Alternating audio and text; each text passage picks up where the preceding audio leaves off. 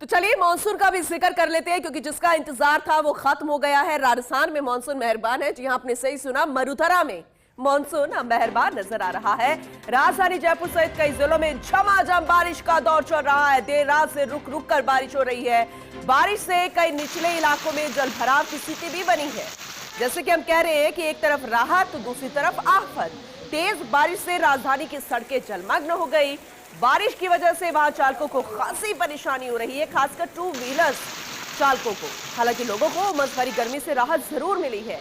आज प्रदेश के 12 जिलों में बारिश का येलो अलर्ट। दौसा, अलवर, टोंक, सवाई माधोपुर, करौली, धौलपुर, राजसमंद, कोटा, बारां, अजमेर, नागौर, झालावाड़ जिलों में अलर्ट जारी किया गया है। इसके अलावा एक और चेतावनी है कि आकाशीय बिजली के साथ बारिश की संभावना है। इसलिए अगर आप अपने घर से बाहर हैं तो आपको बहुत ज्यादा एहतियात बरतने की जरूरत रहेगी।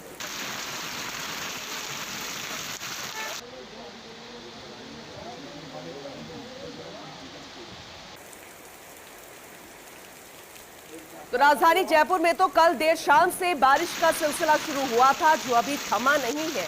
अभी भी बारिश चल रही है। फिलहाल क्या स्थिति बनी हुई है ये जान लेते हैं। मेरी सहयोगी आयुषी मेरे साथ जुड़ चुकी है। सीधा रुख उन्हीं का करते हैं। Ayushi, very good morning. आज की सुबह वाकई में बेहद खास है, क्योंकि मॉनसून में जब सुबह की शुरुआत बारिश के साथ हो जाए, रिमझिम के साथ हो जाए, वो भी राजधानी जयपुर में, तो फिर कहना ही क्या। गर्मी से निजात मिल चुकी है। कल देर शाम से बारिश, अभी क्या स्थिति बनी हुई है, कौन से इलाके में आप हैं, और जरा अपडेट कीजिएगा मॉनसून को लेकर।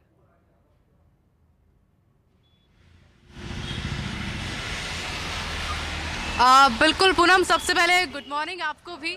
और मौसम फिलहाल बहुत अच्छा है, ठंडी हवा चल रही है। टेम्परेचर में सबसे पहले बता देती हूँ, इस वक्त 29 डिग्री सेल्सियस टेम्परेचर दर्ज किया जा रहा है और बारिश कल से इसी तरह से जारी है।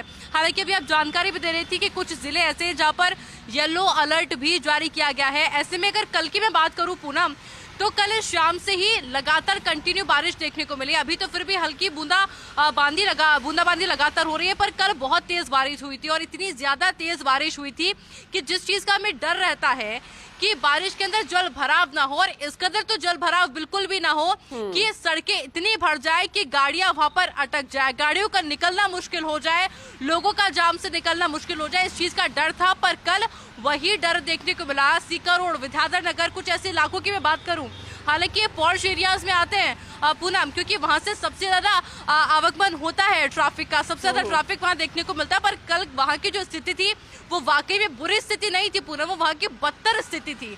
हर साल इसी तरह से वहां की स्थिति देखने को मिलती है। और कल अभी तो शुरुआत हुई है पूनम बारिश की, और जब शुरुआत के अंदर ही आप सोचिए कि शुरुआत में जब वो हाल है सड़कों का, तो अब आगे जब मानसून शुरू होगा तो आगे की बारिश में वहां का क्या हाल होगा। क्योंकि ये था, प्री मैनेजमेंट करना बहुत ज्यादा जरूरी हो जाता है, पर कहना बिल्कुल गलत नहीं होगा कि प्री मैनेजमेंट नहीं था। कल एक ही बारिश में, इससे पहले जब बारिश हो रही थी पूनम, तो बूंदाबांदी हुई थी, थोड़ी बहुत बारिश हुई थी, तब इतना जल भराव नहीं देखने को मिला था, और हुआ भी था तो थोड़ी देर में क्लीन हो गया था। पर कल जब असल बारिश हुई, कल जब 2 घंटे तक लगातार बारिश हुई, उसके भी 3-4 घंटे तक वहां पर जलभराव कम नहीं हुआ था पूनम। आप बिलीव नहीं करेंगे, बट अगर तस्वीरें देखें तो वहां पर जो गाड़ियां थी, आधी से ज्यादा गाड़ियां डूब गई थी पहली बारिश में। बिल्कुल आयुषी, आपने जलभराव की स्थिति का जिक्र यहाँ पर किया है। पहली बारिश थी, या फिर यूं कहे कि खुलकर बरसने वाली पहली बारिश थी।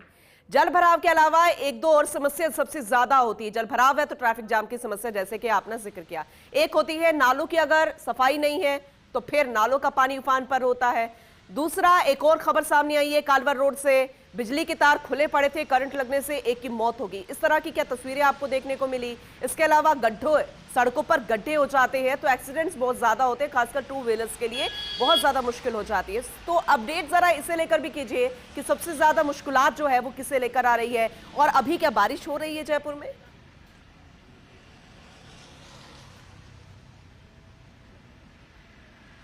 बिल्कुल पूनम, सहकार मार्ग पे इस वक्त मेरी मौजूदगी है और बारिश लगातार हो रही है। कल रात से ही लगातार बारिश देखने को मिल रही है। मैं अपने कैमरा पर्सन से रिक्वेस्ट करूंगी, तरह तस्वीरें वो आपको दिखाए कि इस वक्त रोड आपको पूरी तरीके से गीली नजर आ रही होगी। और आपने पूछा कि सबसे ज्यादा परेशानी किस चीज के लिए हो रही है।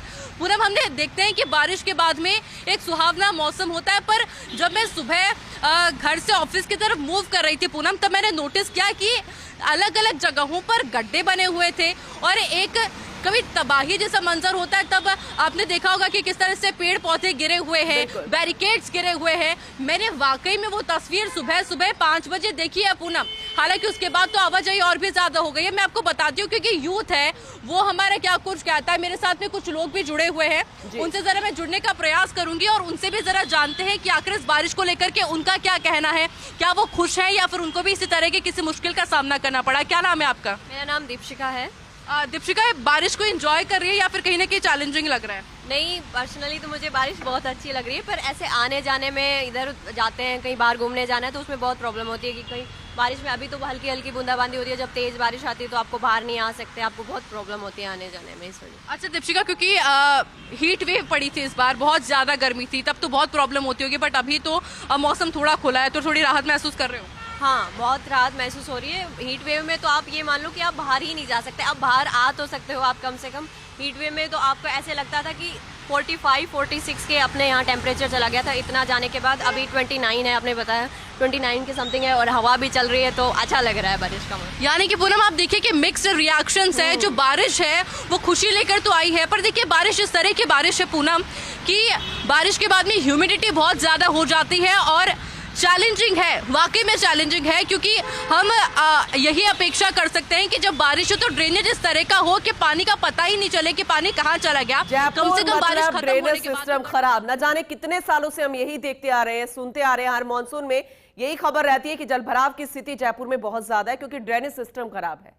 निकासी क्यों नहीं हो पाती? चलिए ठीक है, बारिश होती है, जलभराव की समस्या होती है, लेकिन पानी निकले कहां से?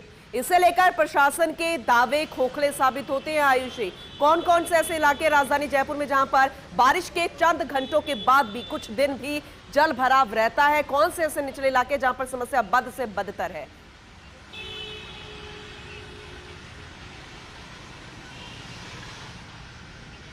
पूरा राजधानी जयपुर के ऐसे कई सारे इलाके हैं। कुछ रोड को आप छोड़ दीजिए, जैसे कि ये सहकार मार्ग वाली रोड है, उधर जो विधानसभा वाली रोड है, इन रोड को आप छोड़ दीजिए। इसके अलावा आप सोडाला की बात कर लीजिए या फिर आप सी स्कीम के कुछ इनर एरियाज की बात कर लीजिए।